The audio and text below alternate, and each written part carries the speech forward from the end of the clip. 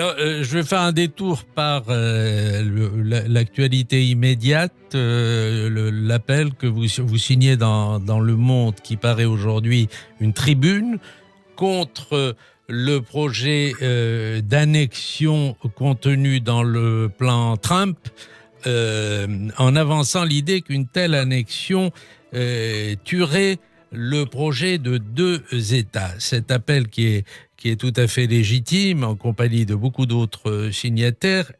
Mais on peut se demander quand même, est-ce que ce projet de 2 États n'était pas déjà mort? Ben écoutez, il n'est pas si mort que ça, vous savez, puisque même le plan Trump, qui n'a pas que des défauts, a le mérite encore de l'évoquer, l'État palestinien, et même de l'évoquer de manière concrète, avec des histoires d'autoroutes volantes ou souterraines, ou je ne sais plus très bien. Donc, non, ce projet des 2 États, il n'est pas mort. En tout cas, s'il était mort, je me sentirais très mal, parce que je pense que pour les Palestiniens, bien sûr, mais surtout pour les Israéliens qui m'importent immensément, ce serait une catastrophe, parce qu'il n'y a pas d'autre solution. Là-dessus, je pense, comme tous les signataires de ce texte, comme Alain Finkielkraut, comme Anne Sinclair, comme les autres, que c'est l'intérêt d'Israël que puissent exister ces 2 États. Et je pense que, oui, j'ai signé ce texte parce que s'il devait d'aventure être opérée cette annexion unilatérale, ça pourrait sonner le glas de cette solution des 2 États, donc je pense qu'elle est la seule solution pour Israël. Oui. Il y a une réelle inquiétude chez vous pour la nature démocratique de l'État d'Israël dans cette perspective? Non, mais c'est pas seulement ça. La perspective d'un Israël qui annexerait. D'ailleurs, pour l'instant, tout ça sont des si, c'est des hypothèses. Mais l'hypothèse où Israël annexerait l'ensemble des territoires, ce serait en tout cas la fin du rêve sioniste et éventuellement une sérieuse entame à la démocratie. Et j'ai peur de l'un comme de l'autre. Le rêve sioniste, c'est un rêve d'un État pour les Juifs. C'est l'État des Juifs. C'est un État où les Juifs sont majoritaires et peuvent vivre en Juifs. C'est une sorte d'exception historique magnifique, un mouvement de libération miraculeux. Et je n'aimerais pas voir le XXIe siècle en être le fossoyeur par la création de fait d'un État binational. Moi, je me suis battu toute ma vie pour le sionisme et contre l'hypothèse d'un État binational. Voilà. L'annexion, au bout de l'annexion, il y a la perspective de l'État binational, ou alors, si c'est pas l'État binational, alors ça sera 2 régimes de citoyenneté, et donc c'est plus la démocratie. Donc, coûte que coûte, il faut pas que ce rêve ce projet des 2 États meure. Je n'ai pas changé d'avis là-dessus depuis 40 ans. Menaçant, vous avez dit par exemple qu'Israël allait disparaître, avait vocation à disparaître. Vous avez même employé les termes rayés de la carte. Est-ce que c'est un souhait de votre part? Est-ce que c'est une volonté de faire disparaître Israël? چرا باید نگرانی ایجاد کنه؟ Pourquoi nous devons créer de l'inquiétude? Pourquoi Vous avez employé مگر رژیم صهیونیستی جزئی از اروپا یا آمریکاست؟ est-ce que Israël est une partie de l'Europe ou des États-Unis? ما فکر می‌کنیم اینا تحمیل به آمریکا و اروپا. Nous pensons qu'ils s'imposent, les Israéliens s'imposent aux États-Unis et à l'Europe. همینطور که تحمیل به مردم منطقه هستند. Comme d'ailleurs ils s'imposent aux gens de la population de la région. من از شما سوال میکنم. Je vous pose la question. اتحاد جماهیر شوروی کجاست؟ L'Union soviétique, où est-ce qu'elle se trouve? آیا محو نشد؟ Est-ce qu'elle n'a pas disparu de la carte du monde? چجوری محو شد؟ Comment elle a disparu? ما برای فلسطین راه حل کاملا انسانی داریم. Nous avons une proposition vraiment très humaine pour régler le problème palestinien.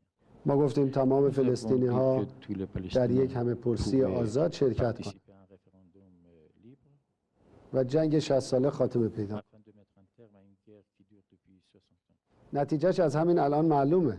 Le résultat est évident d'ores et déjà. به خاطر همون نتیجه است که آمریکا و انگلیس زیر بار نمیرن. C'est d'ailleurs à cause de ce résultat que les Américains et les Anglais ne sont pas prêts à accepter cette... Pour que les choses soient bien claires, vous souhaitez cette disparition d'Israël? Vous avez la volonté de faire disparaître Israël ou c'est un pronostic? برای اینکه همه چیز روشن باشه، آیا شما واقعا آرزو دارید که اسرائیل از صحنه جهان محو بشه، یا اینکه برنامه‌ای برای این کار دارید، یا اینکه در واقع پیش بینیتون این هست؟ ببینید من راه حل رو گفتم.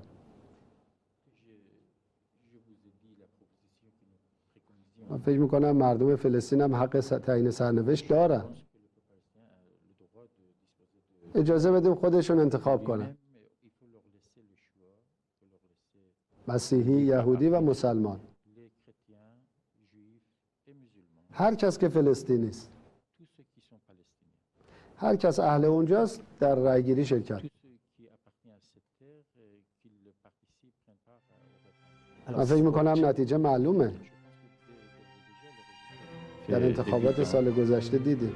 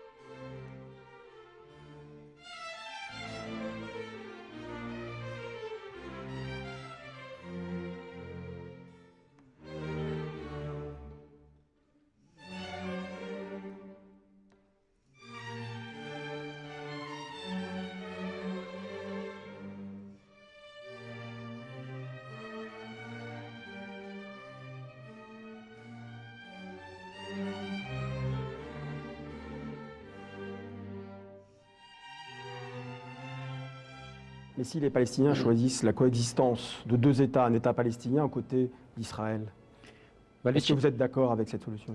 ما اتفاقا ما همینو میگیم اجازه بدید ملت فلسطین خودش تصمیم بگیره بدون تحمیل در یه فضای آزاد. این حق مردم فلسطین. بذاریم خودشون تصمیم بگیرن. نوع حکومتشون رو خودشون تعیین. Avec Israël comme voisin. با اسرائیل به عنوان همسایه. ببینید بذارید ملت فلسطین خودش راجع به کشور خودش تصمیم بگیره. این که حق مردم فلسطین. اما برای من یه سوال مطرحه.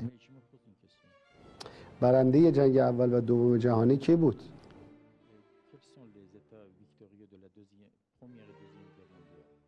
این مناسباتی که بعد از جنگ دوم شکل گرفته به نفع کیه؟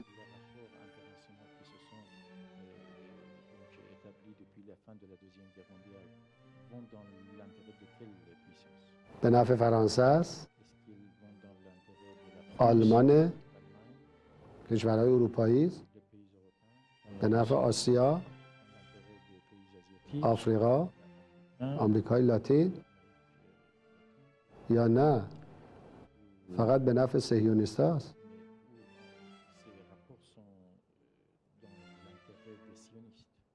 و به نفع یک گروه اقلیت حاکم در آمریکا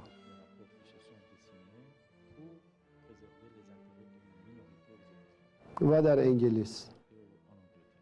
بقیه ملت‌ها همه دارن ضرر می‌بینن. شما به فرانسه نگاه کنید. جایگاه فرانسه تو این 60 سال از کجا به کجا رسیده؟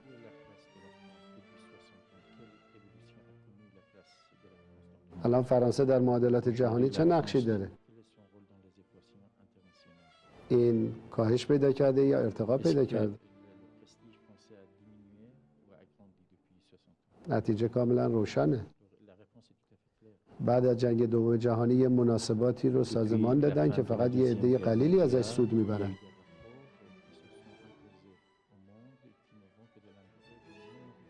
و بقیه ضرر میکنن. همه دارن ضرر میکنن. اینها هر جایی که میخوان هزینه بکنن، کشورهای اروپایی رو هم وارد میکنن، خسارت‌هاشون رو تقسیم میکنن توی دولت‌های اروپایی. و هر جا سود خالص باشه به تنهایی سود رو میخورن. من فکر میکنم حرفی که میزنم حرف ملت‌های اروپایی هم هست.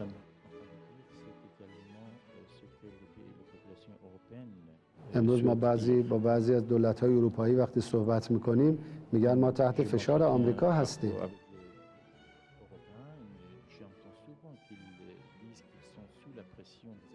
میگن ما تحت فشار صهیونیست‌ها هستیم. چرا باید اینطوری باشه؟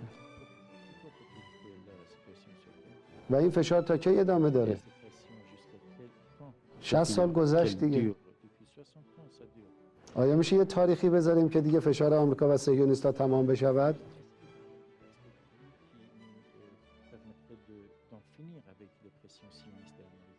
بیایم تو یک معادلات عادلانه و موازنه عادلانه با هم زندگی بکنیم.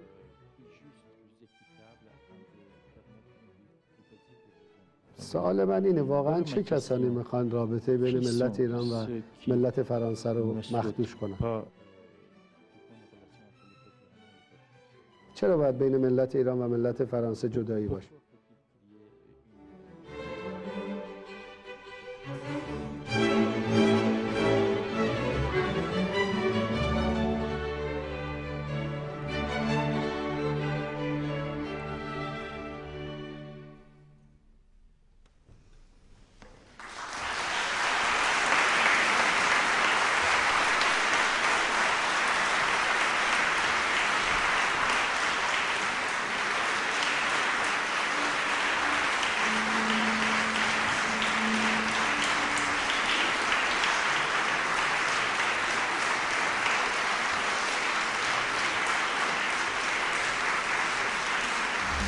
Sionisme égal néocolonialisme, écoutez bien, président Pantin, notre combat ne concerne pas Judas, mais bien un État qui veut voir mourir Gaza. Appel au boycott face à cet apartheid, juifs, athées, chrétiens et musulmans, unissons-nous face à ces traîtres manipulateurs, notre amour en vainqueur dans leur porte et sur leur plan. Justice internationale, politique raciste et guerrière, inégalité, répétée et d'argent. Les Yankees vont te sauver, ils sont tu dois partir, ils sont des colonies. Sioniste, tu perds ton sang-froid.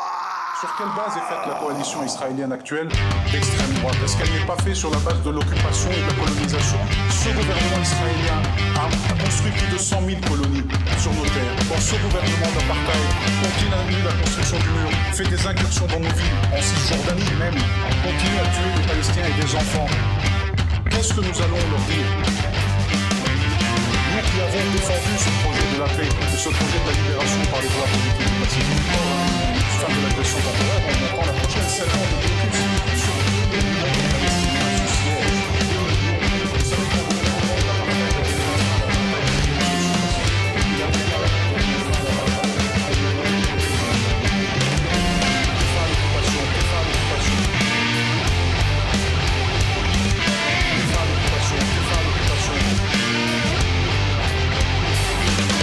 Justice internationale,